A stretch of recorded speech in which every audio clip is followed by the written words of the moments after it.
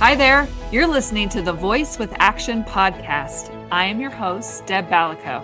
And I am Rebecca Pratt, co-founder and president of Orphan Relief and Rescue. Tune in to be awakened and inspired to take action towards what you were created to do in this world, to live fully alive. Okay, hello, and welcome to the Voice with Action podcast. I'm here with Rebecca. She has recently returned from Benin, and so we're excited to hear some stories, some fresh, brand new stories, and more about the why we do what we do. She got to hear some amazing testimonies from the kids in our Community Freedom Center, and it just refuels why we continue to do what we do through Orphan Relief and Rescue. So, Rebecca, I can't wait to hear more stories. Yeah, it was exciting to see. We have 3 new construction projects going for 3 new community freedom centers. One is already complete in our 4 anti-trafficking village areas. Our goal was to have one of these community freedom centers in each of these anti-trafficking areas. We are venturing into a 5th, but we right now are doing the 3 construction projects that we're hoping will be done this year. It was very exciting to just, see the why again. And it's always through these kids' testimonies that always just amazes me, just their resilience as well as their precious hearts. I still can't fathom how they go through what they go through, and how God just does restore and redeem and rescue their little hearts from just really difficult life circumstances. So one of the stories I'm going to tell you is about a little boy that he is actually 12. So he's a young man now. He wouldn't be wanting to be called little boy anymore. But he was in one of these village areas where we're going to be finished with that Community Freedom Center at the end of, hopefully by the end of March. And this young boy, he just, wanted to tell his testimony when I was asking who in the audience wanted to share their testimony. And this young boy came forward, and he was just wanted to share his story from when he was 7 years old. He said that his mom had died a few years prior to his dad having him all alone, and his mom was basically the breadwinner, it sounded like, with the home. She had a little business, and when she died, the dad couldn't feed him any longer, and he was the youngest child, the only one left at home. So the dad sent him to a farm, and the boy literally said, "My dad trafficked me to a farm so that I could eat." And as he was on the farm, he said that the farmers were giving him the work of adults. He said, "My little body at 7 years old couldn't do all the work that an adult did, but he said if I didn't complete all my work, I wouldn't get to eat." So he would work till late into the evening after everyone was finished so that he could finish. And then he would eat in the middle of the night to get his little bit of food.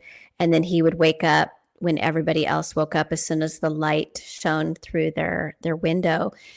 And then he said he also got very sick regularly. When he was sick, they would not take him to the hospital. They wouldn't treat him with a doctor. They wouldn't give him medicine.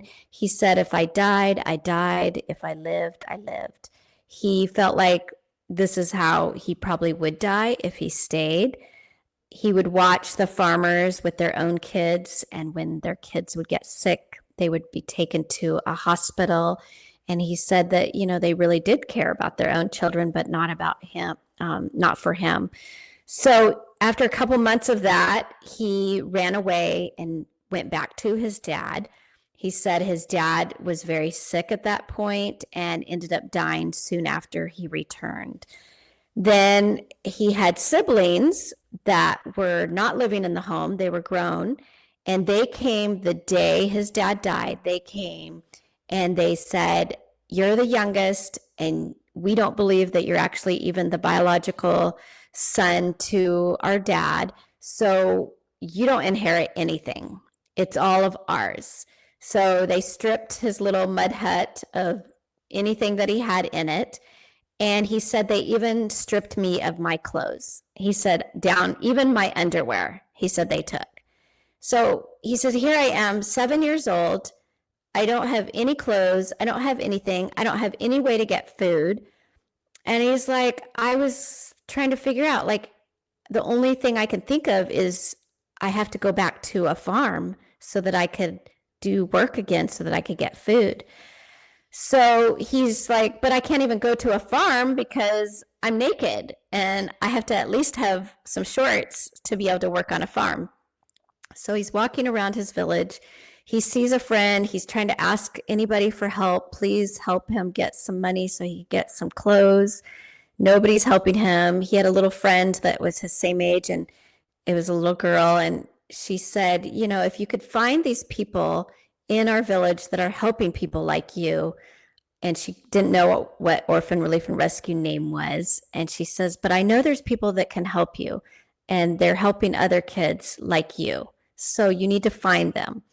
Well, he didn't know how to even find us. So he said he just was wandering around for a couple days with no food in his village. And he says one of these days he saw a coin on the ground, and it was 500 SIFA, which is equal to about $1 US. He said he saw the coin and he was so excited because he knew that's what he's going to be able to buy some clothes. So he went to the market, bought a pair of shorts and a pair of underwear, and he went to one of these neighboring farms and started working again. But he said the same thing happened from the other farm, and he just could hardly do the work, and he continued to get sick, which he was afraid that that's how he would die. So he goes back to his village, and he's determined he's got to find who these people are that will help him. So he's asking everywhere, asking that friend again and asking everywhere, do you know the people who help people like me that I know they help other kids in this village? So people directed him to our monitor, who is amazing woman, who is our field monitor, who checks on the kids in the school and makes sure they have their food 2 meals a day and stay in school. So he found her. She immediately put him on our program, got him some clothes, and, you know, of course, fed him, got him into school, and is making sure that he's taken care of fully with where he's staying now. And he said, he goes, if I ever need anything, he goes, all I do is go to her and she will help me. She'll take care of me. She'll make sure I have clothes. She'll make sure I have school supplies. She'll make sure I have anything that I need. And he said, my life was saved through this organization and through this woman who works for you. And I was like, oh my gosh. And so as he was speaking, I was like, this is the why. This is why we are constructing these community freedom centers, because we are going to have an office attached with each of those centers that will have a staff that is there. We'll have a female and a male staff at certain hours where kids, if they are in those type of situations, can run to get help. Or if there's a girl that's been raped, they can come to get help. Or if there's a domestic abuse situation and a woman or a man is needing to be helped from one of these horrible situations in their family, we're going to be there to be able to be where they can come to get help. So I was like, this is the why. This is why we're doing our community freedom centers.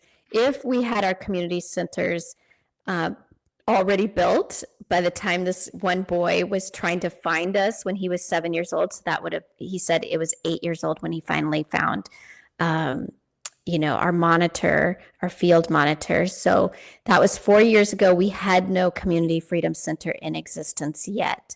If we had had one of these centers in place, it would have been the first round that he would have gone to us when he was naked, had nowhere to go.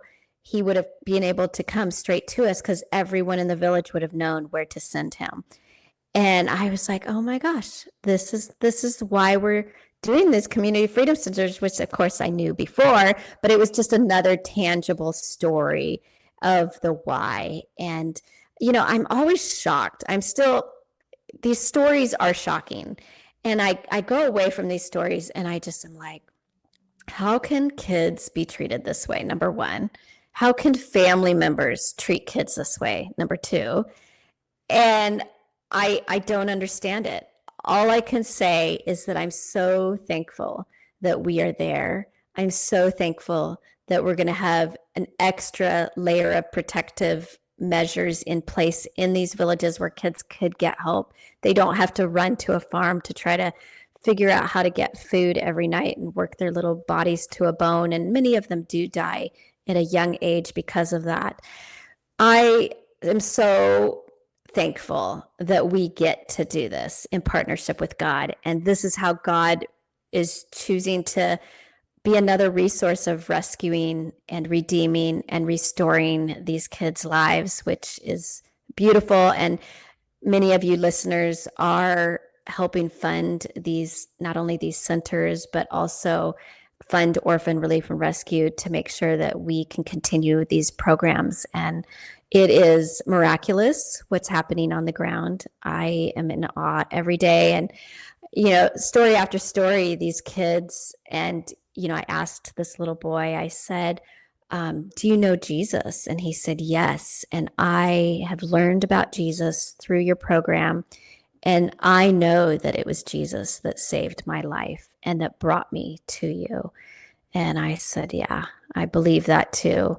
So this is what our God is doing. Our God is utilizing Orphan Relief and Rescue to bring about these beautiful redemption stories. And these kids are going to be growing up just knowing they're loved and that God loves them and has a plan and a destiny for them. Mm-hmm. Yeah, so this little boy, where is he now? So you said now he's 12 years old, and I know our monitors continue to look after him, but where's he living? How is he getting his food? Is he then going to school every day? Like, what does life look like for him right now? Yeah, so he would still be in the neighborhood in that area, and our monitor is just making sure that, yeah, he is being taken care of where he's staying.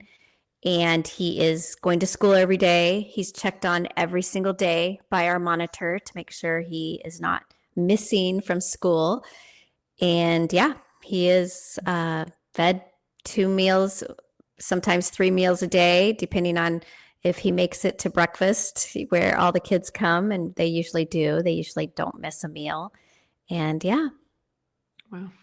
He's a survivor, that's for sure. But it is beautiful to see how when the kids begin to understand, oh, God does currently have a plan and a purpose. He sees me. He saw me, 5 years ago, and I'm still alive because of Jesus. And it is wonderful also to see how essentially important these community freedom centers are, because he could have had a place to run to if it was in existence 5 years ago.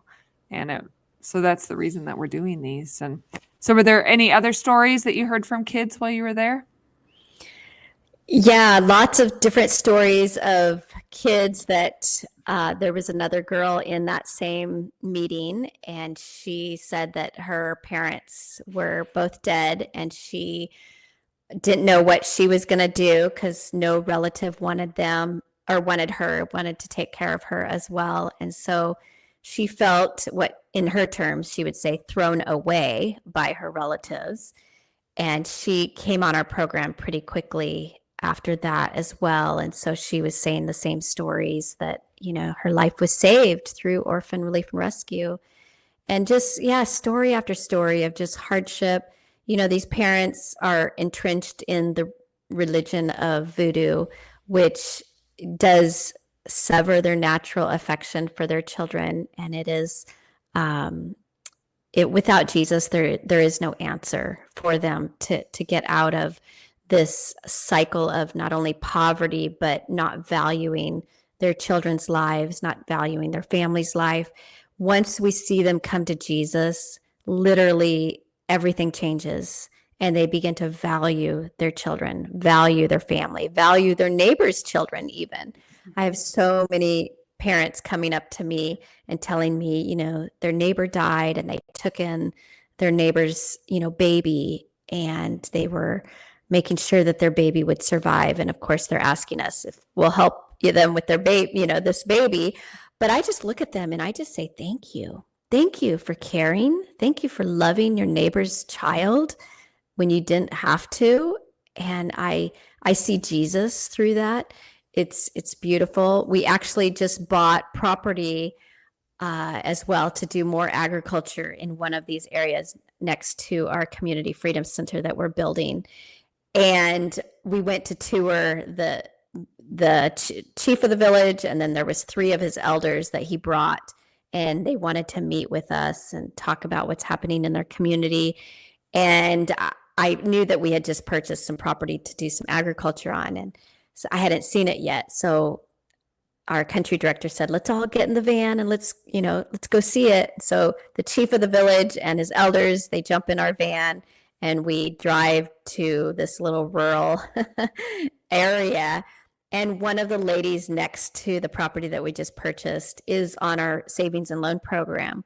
And she walks out smiling ear to ear because she was kind of surprised. Here's the chief and the elders and myself and our country director, and we're all coming out. And, I have a bodyguard as well there. And so he, strutting through, and she's just like, this is so incredible to have you all visit me, And I said, I love that we bought property next to you, because God is blessing her and she is going to be protecting and making sure that our crops aren't stolen, because it's right next to her, which is what happens is you have great crops, but then they're stolen because people are hungry.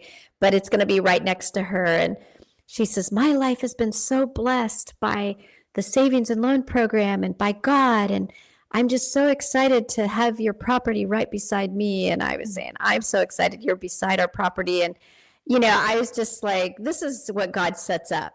God sets up all these beautiful relationships. And she's one that testified at one of our last community meetings when I had a team there. She was testifying that her whole life has changed because of Jesus and because of Orphan Relief and Rescue. And she had no business. She couldn't feed her kids before we came in. And now she's able to feed all of her kids. And her business is thriving. And she said she had 3 different businesses going. One was agriculture stuff. One was animal. She was able to buy some extra goats and different things, which were walking around the area.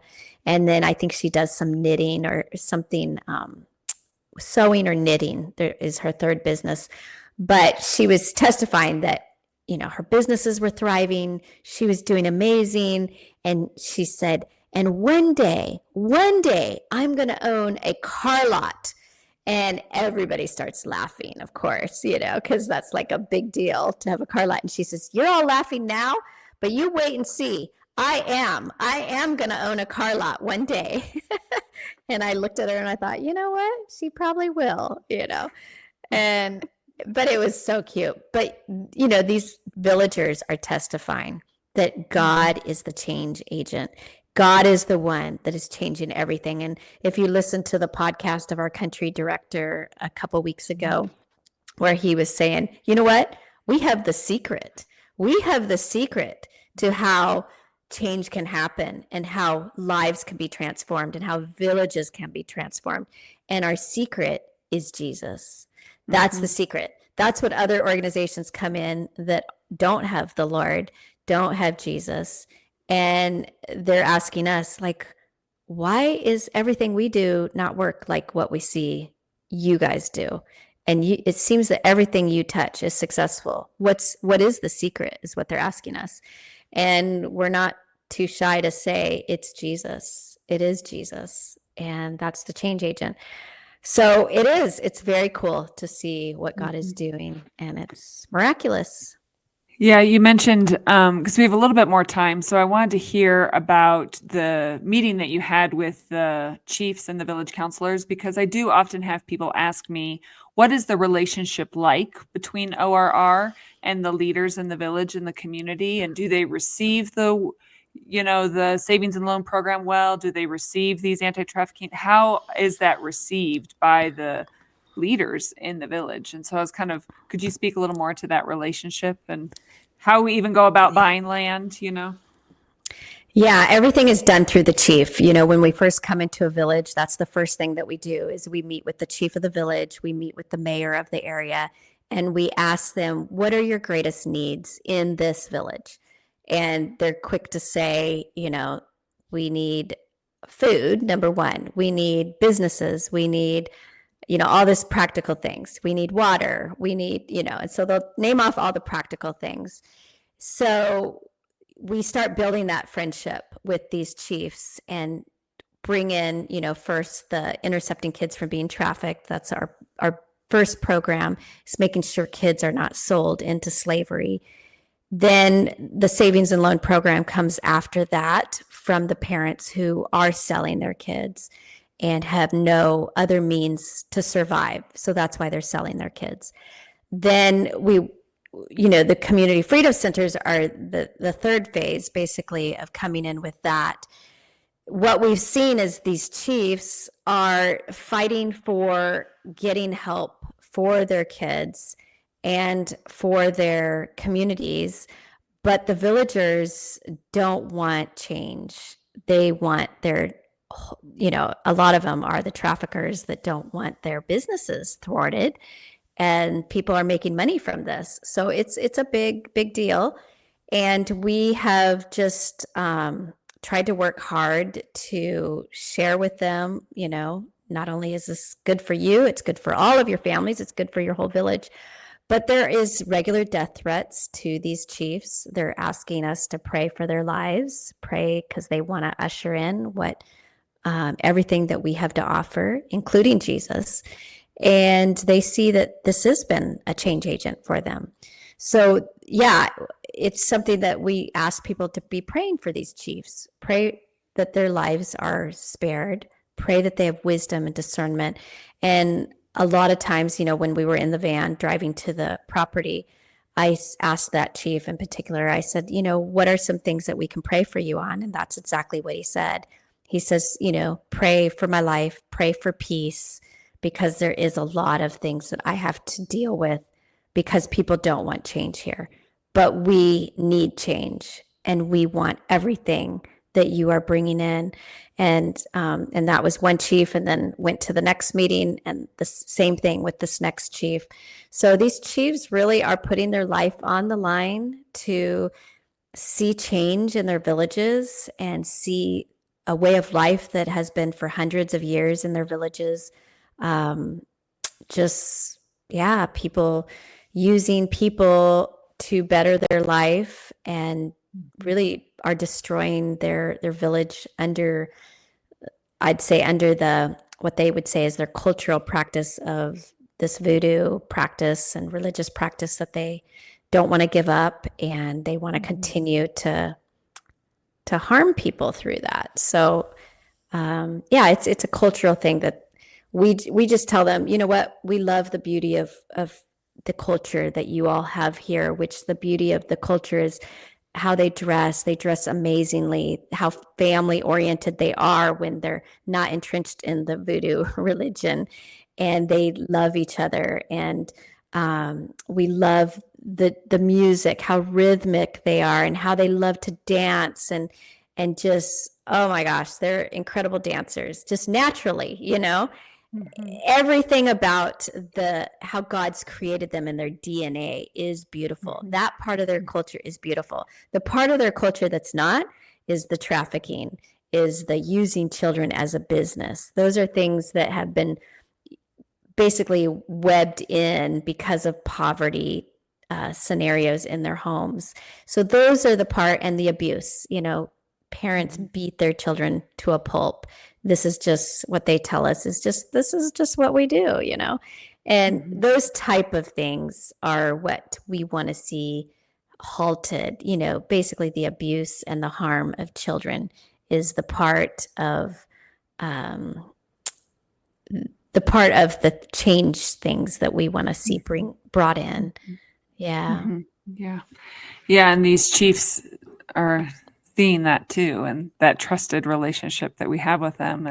They are inviting us to continue to grow and expand at the surrounding regions. And so we thank you all for those that partner with us financially and those that want to continue just to support in saving and protecting children.